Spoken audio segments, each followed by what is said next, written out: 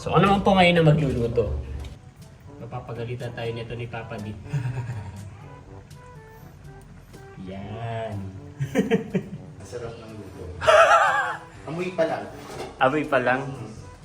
Kaso lang parang pagod yung tilapia.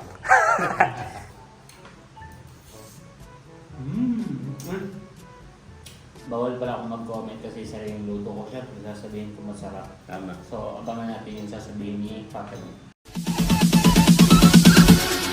Bounce.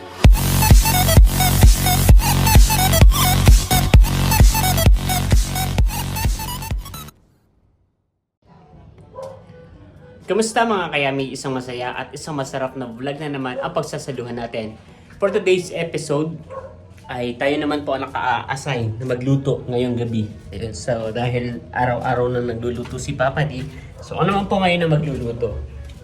Time check 7:30 PM. Hindi ko sigurado kung makakapamalengke pa tayo sa labas kung may mga ititinda pa. So titingin na lang po tayo ng pwedeng ulamin sa palengke. Pupunta tayo ngayon sa palengke ng Letre. At kung meron tayong mabili ay magluluto tayo. At kung wala ay may mga sardinas naman po na nag-aabang dito. So yun naman po ang ating iba-vlog. So let's go!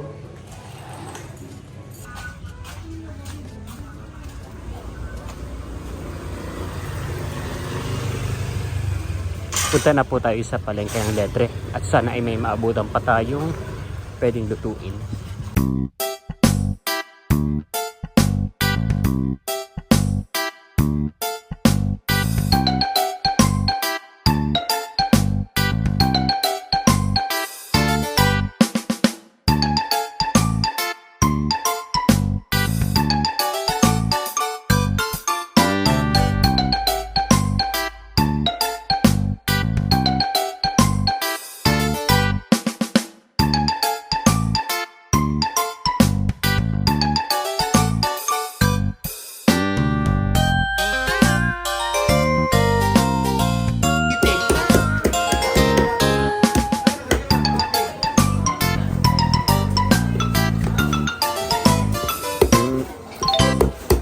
Ang Janre, hindi ko magkasama nila, hindi kinaya ni Janre. Janre, hindi ko magkasama nila, hindi kinaya. Oo, bago sa rin mo. Kaya? Sige, masipag. Nakabili na po tayo ng tilapia. Bibili naman po tayo ng pechay.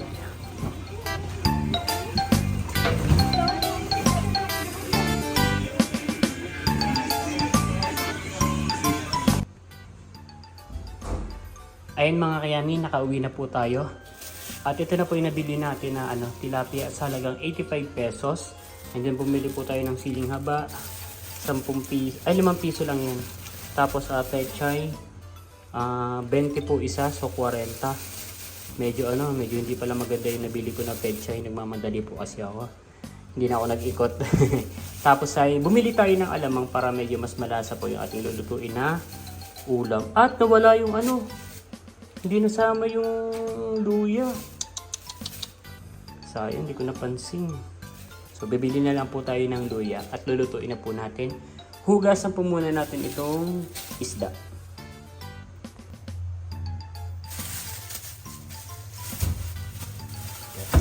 Actually, nung papunta ko sa palengke, hindi ko pa talaga alam kung ano yung magandang lutuin.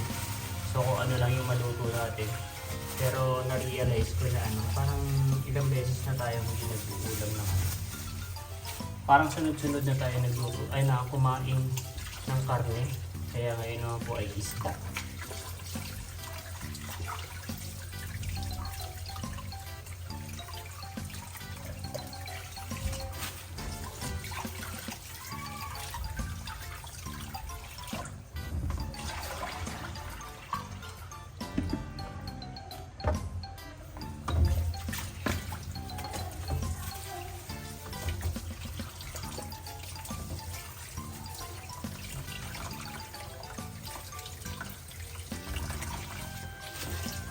So kailangan na natin ng sibuyas at saka bawang.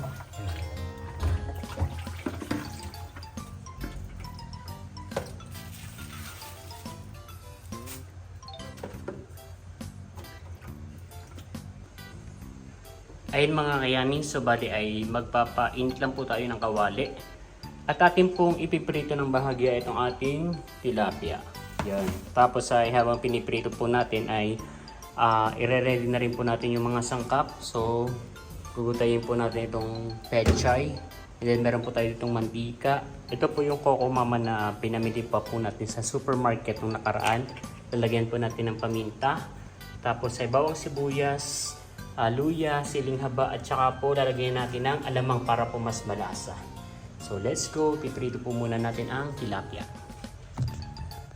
Habang pinapainit po natin yung mantika at bahagian natin ipiprito yung isda ay gagayatin na natin itong sibuyas, bawang at saka po itong luya.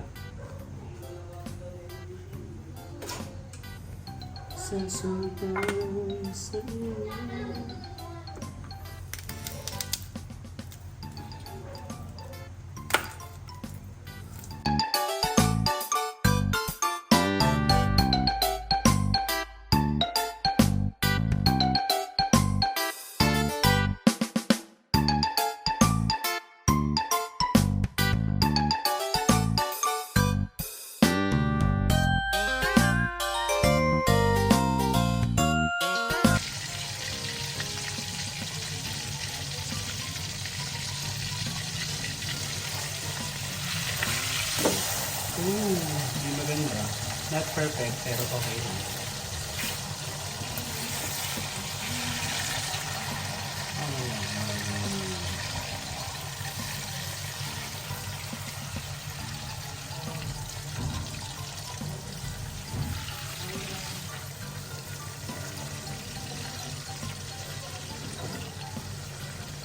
A few moments later. Ayun mga kayani, hindi po perfect yung pagkakaprito natin ng isda. But life must go on. So itutuloy pa rin po natin yung pagluluto. So igigisa na po natin yung sibuyas at bawang.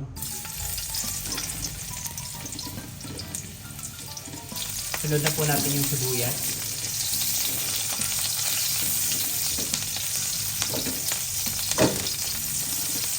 Lagyan na rin po natin yung luya.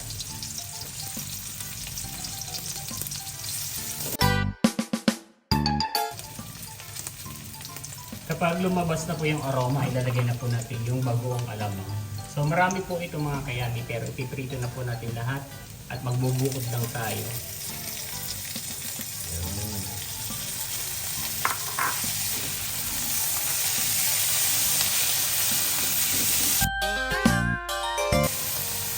Lagyan po natin ang hiniwang sili.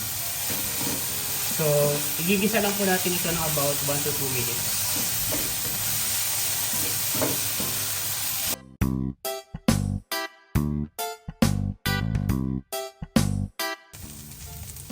Ay mga kayani, at ilalagay na po natin itong Coco Mama.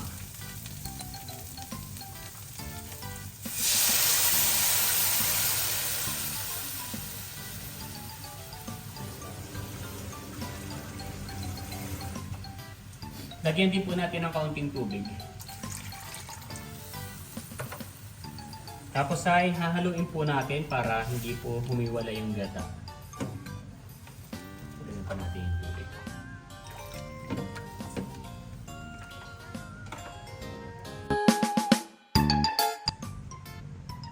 Lalagyan na po natin yung siling haba.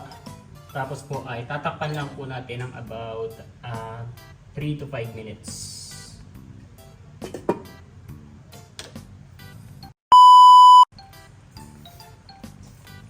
Ay mga kayami, pwede na po natin ilagay yung isda. Hindi maganda pagkakaprito. Papapagalitan tayo nito ni Papa D. Yan.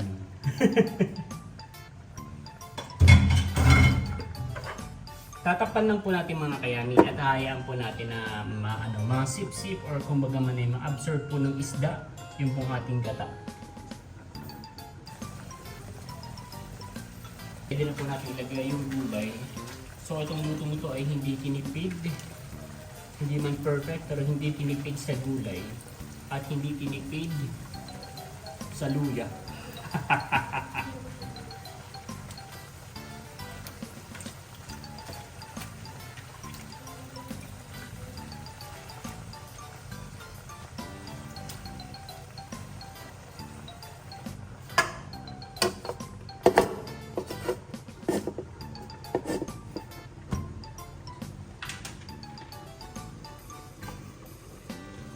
Wow, ay mga kayami, malapit na pong maluto yung ating ulam.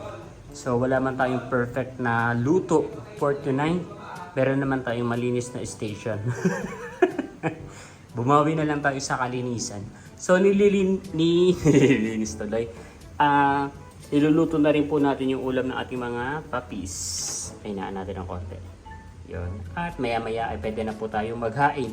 Nakapagsaing na rin naman po tayo. Yun. Sarap ng luto ni Ike ah. Ano? Ang sarap ng luto. Amoy pa lang. Aboy pa lang. Kaso lang parang pagod yung tilapia. Mali kasi ako ng pagkakaprito. Dapat pala hindi ko sinabay ng pagkakaprito. Pero okay lang. Makakain pa rin natin. Ang category kasi is creamy. Wala namang sinabing perfect. Ano? Ano sinabing crunchy? Tama. So kakain na po tayo mga kayami. Tagakain na po si Papa D. So ano na lang yung kulang. Baso na lang. So mga kayami, kakain na po tayo at nag-pray muna po tayo. Salamat po sa biyayang pinagkaloob. Paspasan maging karakasan ng aming katawan sa pangalan ni Jesus. Amen. Kain po tayo. Wow, ang ganda ng plating. Kinakabahan ako. Nakaka-pressure kasi magluto. Kasi di ba kagigising ko lang. Tapos naisipan ko lang magluto. So ito na yung result. So mali lang ako ng pagkakaprito ko kasi pinagsabay ko. Pero na nakaraan naman nagprito ako sabay. Hindi Talaga? naman siya, hindi naman siya na Baka So, di ba I think- masyadong mainit yung mantika mo? Yeah, and I think sa isda rin. Hindi ko kasi masyadong makita yung isda kasi kulay-pula yung ilaw ng sinisig. Yung pala hindi. Kulay-pula yung ilaw ng Kain po mga kayami. Doon pala Jessica Soma lang. No? Patiin ko na lang muna kasi malaki.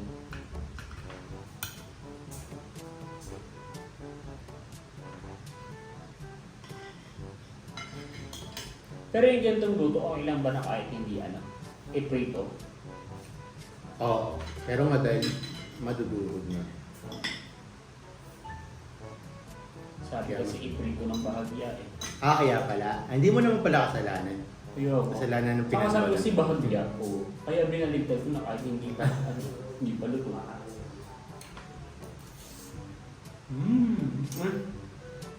Bawal pala ako mag-comment kasi isa rin yung luto ko. Siyempre, sasabihin ko masarap. Tama. So, abangan natin yung sasabihin ni Papa D. Kumana natin mga kayami. Asset daw ang malaking dibdib. Kaya ang ilan nagpapadagdag. Pero ibahin nyo ang social media ay Sarap ng Yung gata.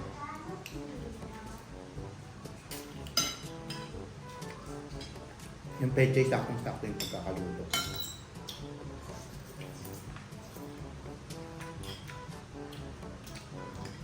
Ako honestly, nagustuhan ko yung ang yung ng pagkakaluto ko. So ako nasarapan ako. So sabi nila, huwag ka daw magpapa-affect sa sasabihin ng iba. So sa tingin mo masarap. Tuloy na. Yung sa akin masarap pero okay na yun.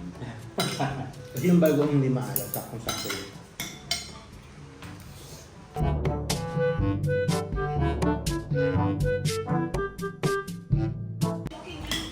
Kapag tumatayo po si ulo na dyan, ibig sabihin, nakakamoy niya na masarap yung ulam. Validation yan eh. So, ibig sabihin, nasasarap ka ng ulo, tama?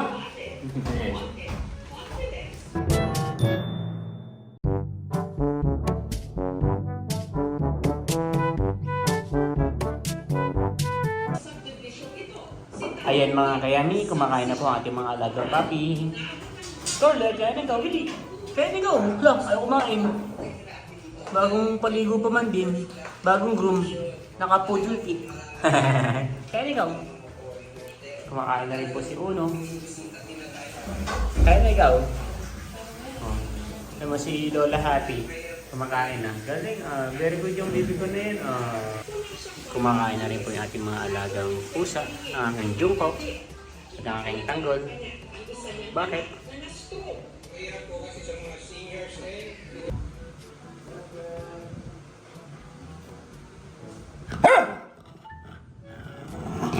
ko!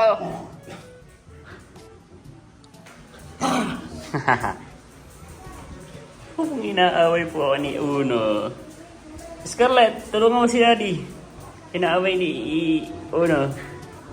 Tulungan mo ako. Inaaway ako ng papa mo.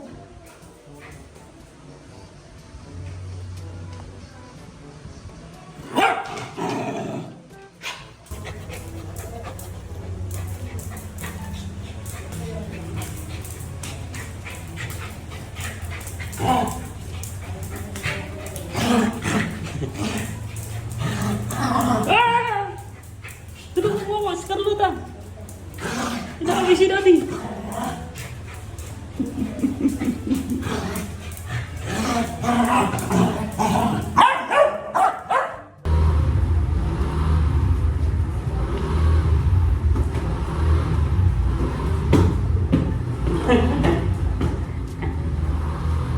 Ang galing ah. Inaaway si Daddy. Inaaway si Daddy.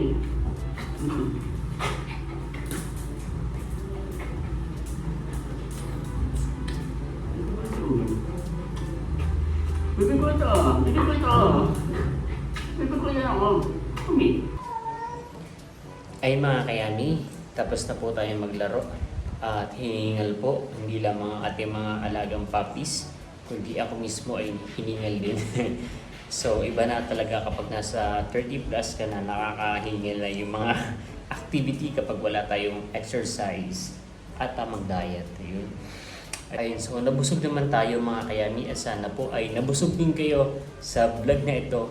Again, maraming salamat po sa lahat ng patuloy na nanonood at sumusuporta hindi lamang sa aking channel kundi sa buong Team Hitik. Hanggang sa muli para sa isa na namang masaya at masarap na vlog. Bye-bye! Raya! Raya! Sinikis niya si Mama. Ang kita mo ng bibi ko na iyang.